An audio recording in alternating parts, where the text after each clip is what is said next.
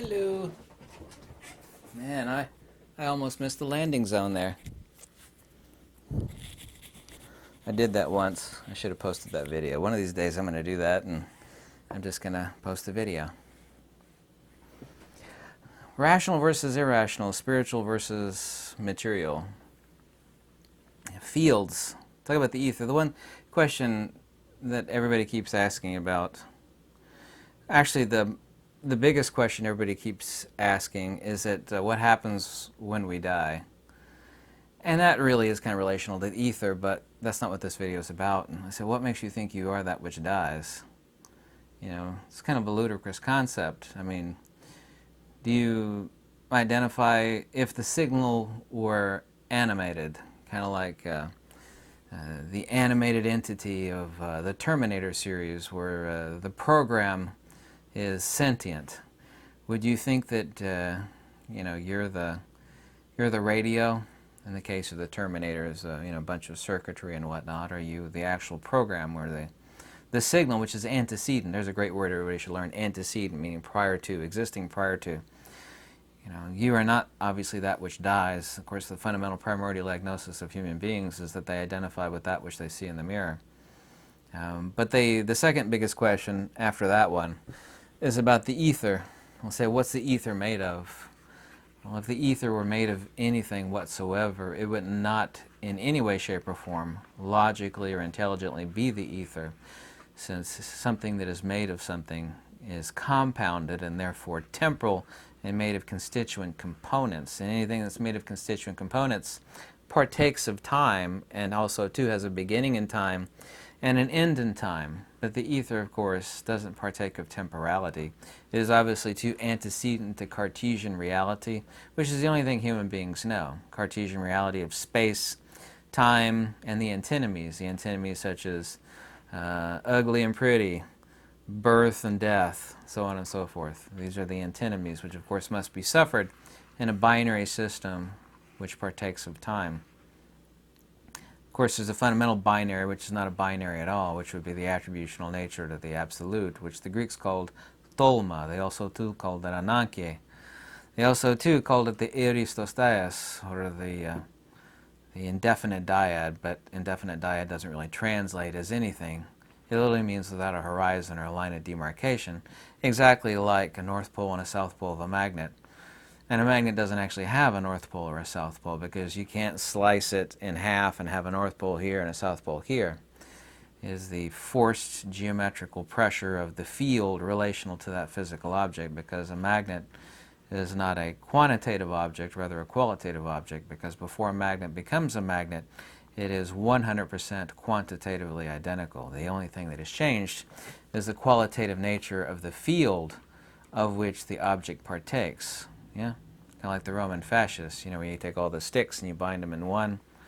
What you happen is you have the field as a conjugate system of incommensurability of the magnet, but that's not what this video is about. So, the ether, obviously, definitionally and denotatively, would be impossible to be made of anything. The ether, actually, by definition, is the original definition of inertia. Pure, unmanifest energy. And human beings always have everything backwards and upside down. Human beings think like the Hiroshima explosion, for example. It would be energy. It's like, no, that's the impotency of energy. That's the release of energy. It's the exact opposite of energy. Energy would be like that softball-sized lump of plutonium or fissionable uranium, you know, which is not impressive at all. People are always impressed by the giant mushroom cloud that peels the paint off of your house and, you know, does weird things in sci-fi movies, but, you know, they're not impressed by a piece of metal about this size that is the source for all of that power. The human beings always have everything upside down and backwards. So, where is it? Where's the ether? They first ask what's the ether made of, which is an impossible illogical question.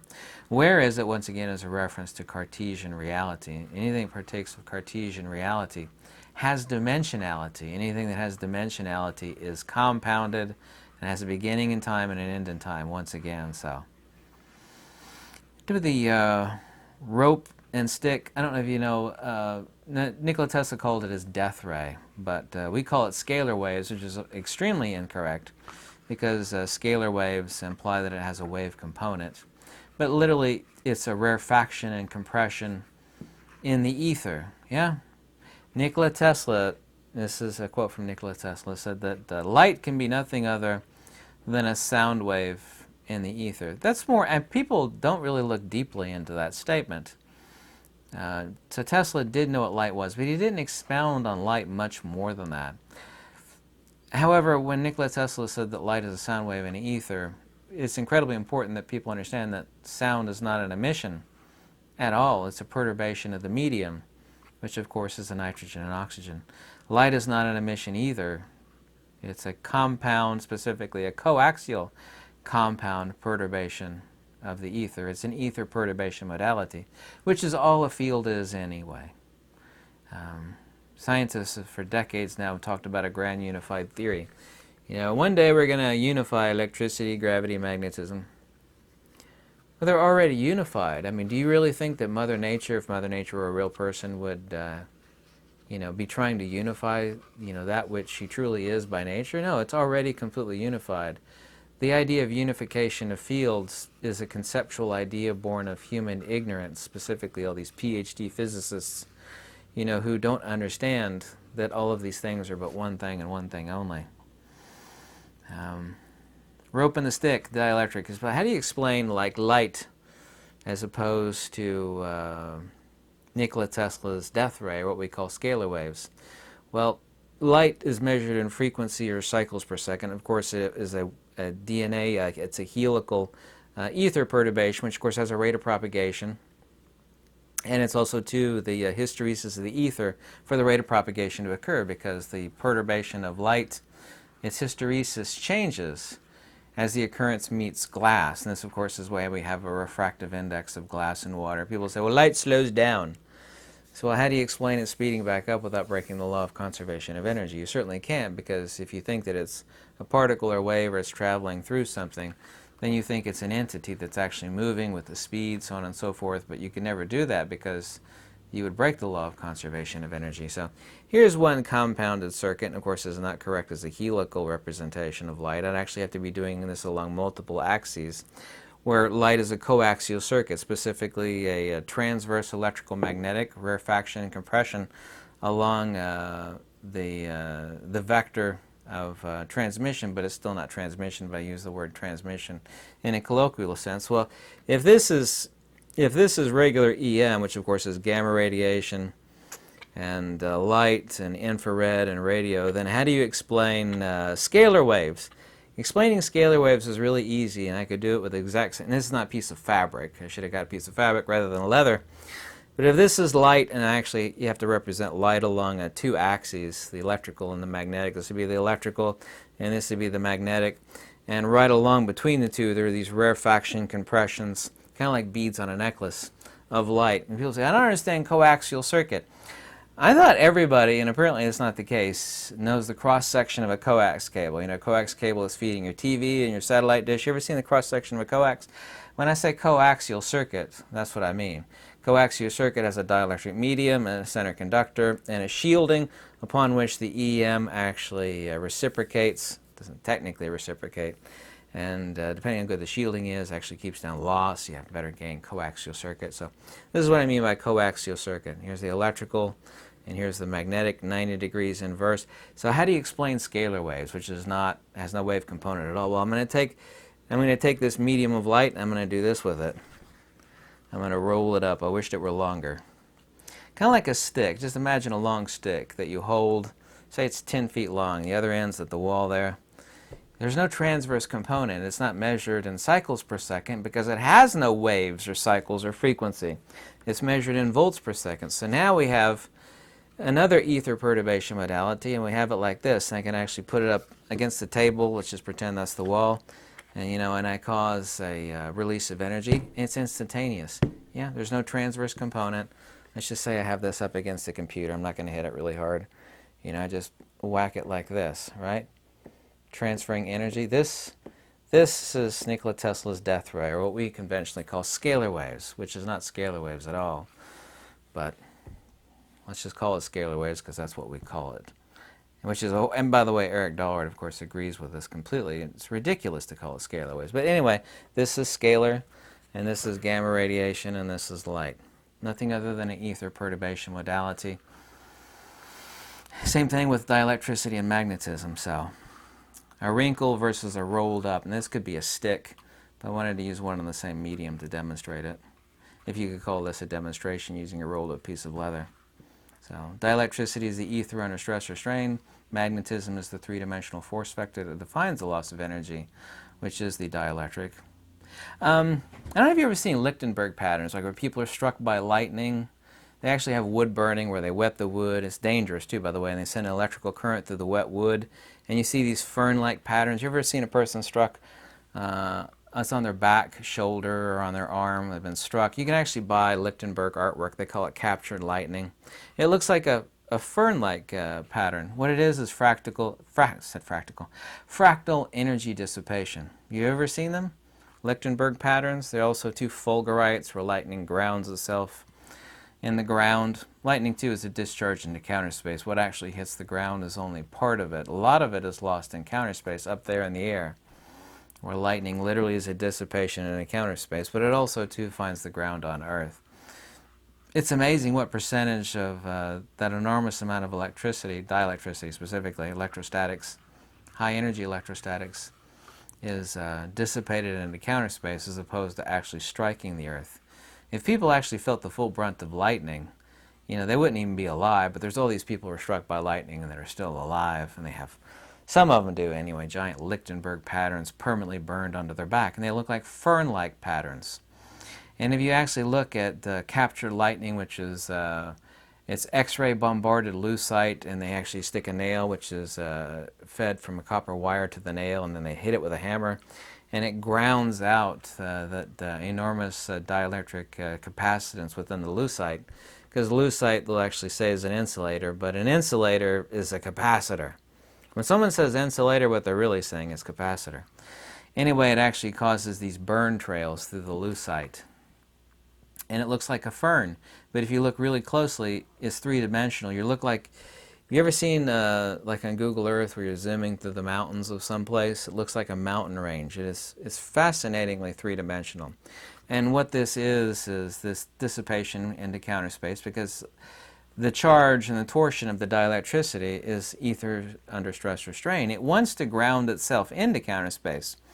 But what this pattern is, this gorgeous fern-like pattern, is a fractal energy dissipation. So people think things were conceptual or spiritual versus materialist, and fields are neither. People have a hard time understanding fields because a field is an ether perturbation modality, but a field is not material at all, and a field is definitely not spiritual or when I say conceptual. We could say, instead of spiritual versus material, we could say conceptual versus rational. But nobody can deny fields, but at the same time, nobody can tell you what a field is. You could take the 100 top PhD professors of theoretical physics and say, what's a field? And they won't have an answer for you. And this is not my opinion, this is a fact. And it's okay not to have the answers, but when these people pretend to, you know, they're very hubristic. They don't really care about unknowing. They don't really care about wisdom. They care about, you know, putting forth their grandeur. Like, look at me, I'm going to teach you. I'm a PhD professor. You know, I know it all. It's like, no, you don't really know anything. What is foundational is a substrate. You know, obviously ether is the substrate. But it's not conceptual, i.e. spiritual, and it's not rational, or the explanation of same is rational, but it's not conventionally rational and material, and it's certainly not materialistic. So this is the reason why humanity suffers so much. It's not like religion or concepts or beliefs and conceptual, meaning fields, and it's not physical, it's not objective, it is not material, and this is why humanity suffers so much.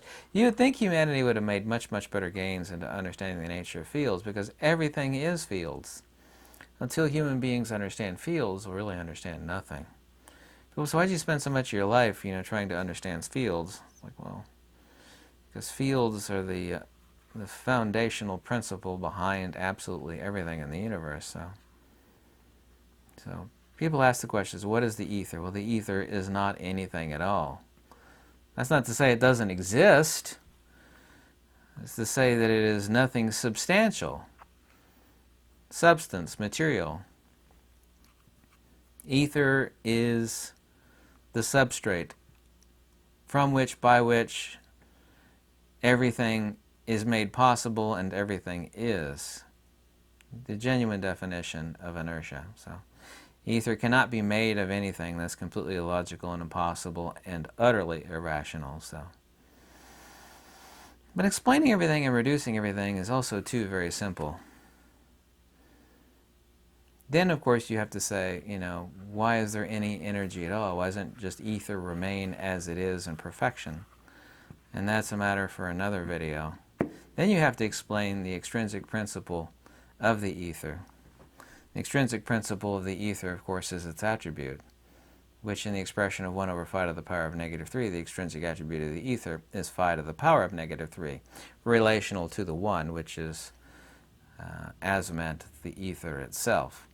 But not 1 as manifest, because the Greeks didn't think of 1 as a number, they thought of it as a principle, which is very, very accurate from the premise of metaphysics. 1 is not number, because you're talking about one thing demonstrable, and that would be conventional math 1. But the 1 from the premise of Greek monistic metaphysics vis-a-vis the Pythagoreans and the Platonists, it was not demonstrable, of course. It was the principle before which, antecedent to absolutely everything, that all things are made manifest, but which is not a thing itself. So, human beings suffer from this fundamental conundrum of not understanding fields, but also, too, from having completely materialistic minds. They think everything is made of multiple things. That which is most simple cannot have an origin in time and thence space, nor could it be compounded, because if it's compounded, it would never, ever be the ether by definition. That's completely illogical and impossible. So, I hope you understand that really simple principle of light, as transverse coaxial circuit as opposed to, what is, it's easier, more easily demonstrated with a stick. You're putting a long stick against the wall and actually making a compression. There is no transverse component. You have instantaneous action at a distance, IAAD, which Einstein called spooky. Because if you believe in the cult of particles, which these people do, there's no such thing as instantaneous action at a distance, because that violates nothing traveling faster than the speed of light. But light's not a speed at all. The rate of induction, or the hysteresis of the ether relational to light, only has to do with what it is as against the ether. In other words, what's the maximum wrinkle that is allowable in and of the ether? We call that c, or the speed of light. But c, or the speed of light, is just nothing other than the hysteresis of the ether, which is no different than saying, how fast can you wrinkle or torque the ether? How fast can you? It's really as simple as that. I mean, if you want to put things simply in words that people could understand it, people say, what is c, speed of light? Well, it's the hysteresis of the ether. It's the rate of induction by which, or the limit, and it's not really a limit, by which things can occur. Anything with a transverse component must suffer under c, or the speed of light. In the case of scalar, there's no transverse component, so there is no, therefore, hysteresis. You can travel at any speed, instantaneous action at a distance. That's this, as opposed to this. Yeah? So what, therefore, then is the so-called speed of light, which is not a speed at all? Well, to stick it in layman's terms, what's the maximum speed at which you could wrinkle or perturb the fabric of the ether? The maximum rate of perturbation of the ether, or wrinkling the ether, is what we call c, which is just the hysteresis of the ether, i.e. the rate of induction whereby which the maximum rate of induction whereby which the disturbance can occur. I think I simplified that. At least I hope I did. Anyway, sorry I've been so busy this week. I've just been burning the candle at both ends. But I wanted to talk about the ether. And by the way, there's countless thousands of theories of ether all throughout time, 99% of which, of course, are illogical nonsense. no shocker there. Anyway, thank you so much for watching. I hope you have a great weekend.